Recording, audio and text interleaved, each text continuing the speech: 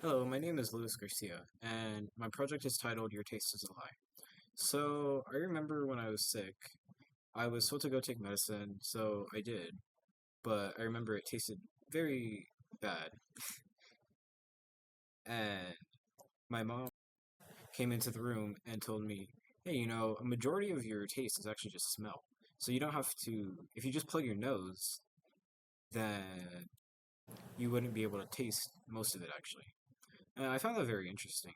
So I tried it and it worked. I did not taste the medicine as much as I thought I would if I just didn't plug my nose.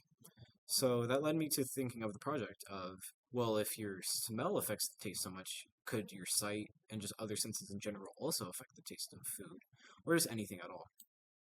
I found this very interesting because we usually think of taste as something isolated from like every other sense, when in reality it's working with a bunch of your other senses like smell and sight. After doing this project, I think this can be helpful with the results I found. It shows that since your sight does affect taste, and it to an extent that maybe learning that your sight does affect taste, you could start to train it to do the opposite, and you don't think about your sight as you taste something, and that could possibly lead people to trying new foods, or maybe just learning they like something they don't think they would just based off the look of it. So that's where the conclusion for the project comes in is yes, your sense of sight does affect what you taste. You can be tricked into thinking you're tasting something else, even if you know that it's not going to be what you think it is. So in the project, I did work with candy specifically, as it was very easy to work with.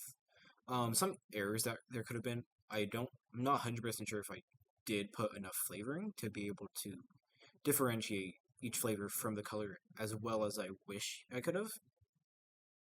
I think if I were to redo the project, I would not only definitely use stronger flavor and more of it, I think I would also use different flavors and more colors and more flavors, just so I have more data and there's less of a room for error.